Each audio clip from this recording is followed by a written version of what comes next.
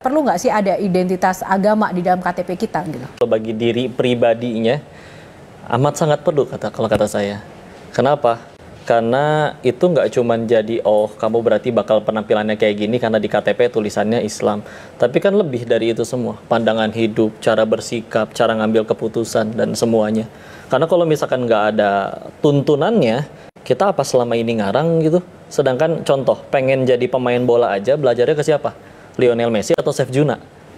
Jelas Lionel Messi gitu kan. Kecuali kalau pengen jadi koki ya belajarnya ke itu. Sedangkan kalau saya dulu mikirnya mati bakal, sukses pengen, mulia pengen, nggak cuma di dunia tapi bahkan di setelah kematian, bahagia juga pengen. Tapi orang tua tahu nggak di Thailand jadi bandar judi? Pada akhirnya tahu.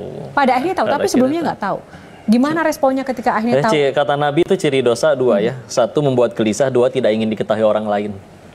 Maka kalau kita nggak pengen ngasih tahu sesuatu, makanya yang selingkuh, makanya yang para maling di negeri ini nggak ada yang jujur kan?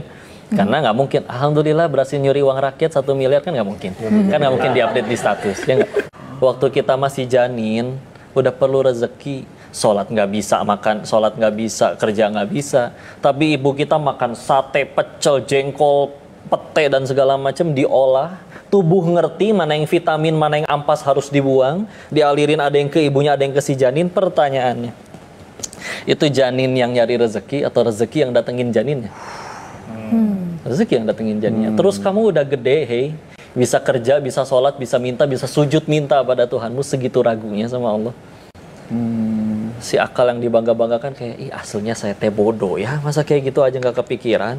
Yang biasanya dapat uang banyak sekarang nggak dapat, ya kan gitu. Aduh, gimana nih? Pasti kalau balik lagi juga pasti akan menemukan kejenuhan dan kebuntuan yang sama. Kalau ujung-ujungnya bakal nyari Allah lagi, ya ngapain atuh bolak-balik? Mending kalau masih pas balik lagi masih ada umur. Kalau nggak ada, itu gimana ya, masih muda, masih panjang gitu kan, jadi pendakwah gitu, itu selalu terngiang-ngiang tidak untuk? Karena kan sebetulnya malu itu sebagian dari iman. Dan kadang memang caranya kita itu memang harus maksain. Malas ngaji, paksain ngaji. Malas baca Quran, paksain baca Quran. Untuk saya pribadi ya. Karena memang bagi saya lebih baik untuk memaksakan diri ke surga daripada sukarela ke neraka. Baik.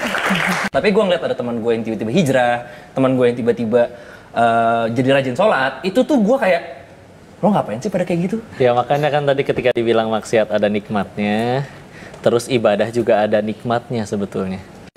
Selagi kita masih di tengah-tengah, dua-duanya nggak akan nikmat. Seumur hidup, seluruh keinginan dikabul. Tapi nggak ada satupun perbuatanmu yang jadi amal. Meninggal bawa apa? Mau berhenti sekarang atau enggak? Karena saya yakin suka tidak suka, mau tidak mau kita butuh Allah. Tapi kan pilihannya dua. Mau datang dengan sukarela atau harus diseret dulu? Iya, Oke.